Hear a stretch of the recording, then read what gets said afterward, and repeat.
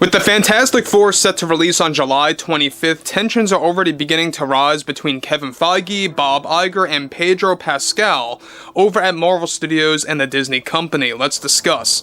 This is Mike Zero. Subscribe if you're new and like this video to see future updates. You can also follow me at Mike01. I thank you also very much for the great and kind support.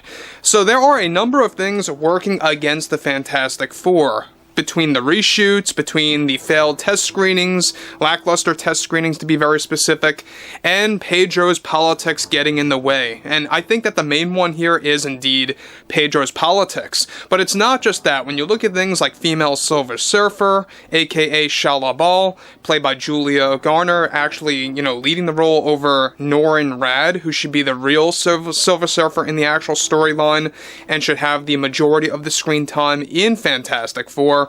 And it's not just that as well. We also know that the fact that they are pushing this to be a Sue Storm-centric film when they really don't have to do that. All of these things combined, it's really contributing to a lack of confidence by fans in this movie. But let's get to the whole Pedro and Disney CEO drama and exactly what's going on that front. Now, one thing about Pedro for sure is that he's called Rachel Zegler for a very specific reason. Alright, he's basically Pedro Zegler because he is acting very much like Rachel Zegler when it comes to his view on politics, how he refuses to step down on his politics, and spewing out his political garbage and associating it with a Fantastic Four movie. That's exactly why people are getting very turned off, and getting a lot of Pedro Pascal fatigue, mind you.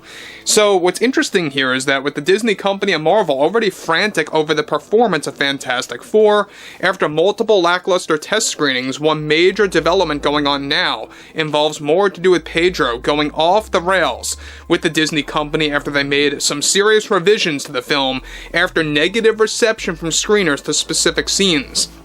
Now, it turns out that Pedro lashed out at Disney executives after they agreed they cut out two disastrous scenes in the film, where Reed Richards is giving out a lecture twice in the movie about women's rights on stage to an audience that stretched for roughly 2 minutes per long in the film.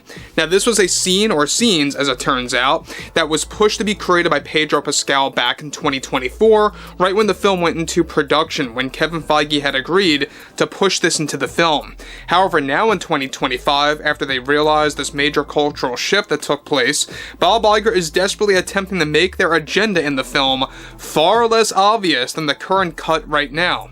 Now, this entire change resulted in Pedro getting involved in multiple very intense arguments with Kevin Feige after Feige agreed with Bob Iger to delete and scrap this entire scene and to lock it up in a vault. It turns out that Pedro was so offended by the scene getting scrapped that his behavior toward Feige turned back to Bob Iger, where Bob Iger is now having issues with Pedro Pascal. Just days ago, they already punished Pascal by reducing his press tour appearances and urging him to stop and cut it out with his politics.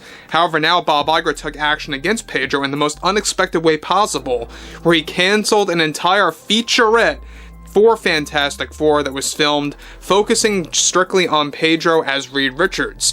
Seemingly, Disney is beginning to figure out that there is a massive Pedro Pascal fatigue going on, not just for Marvel fans, but also for casual moviegoers. And already Pascal is falling into the same situation that Rachel Zegler did with Snow White, where tensions are rising between the actor and the Disney and Marvel executives.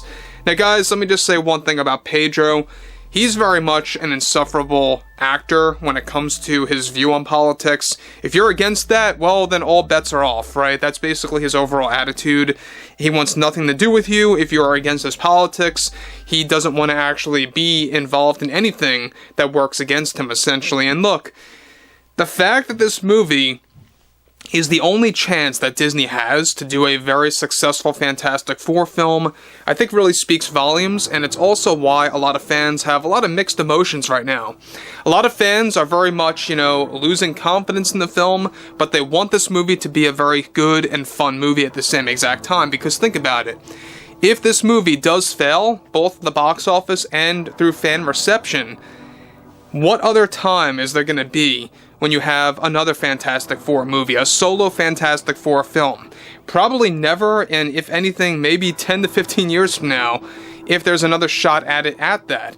And that really is something that I think Disney needs to think about at this point in time, and I'm sure they are, because they are going through all these reshoots, they're going through all these re-edits of the film, multiple test screenings are on the horizon, just a little over 1 month away from the release of this movie. And look, we know that they are banking on things like the Galactus popcorn bucket in theaters, which I believe it's $80, correct me if I'm wrong on that. They're banking on that to kind of contribute to the success of the film as well, to create more word of mouth.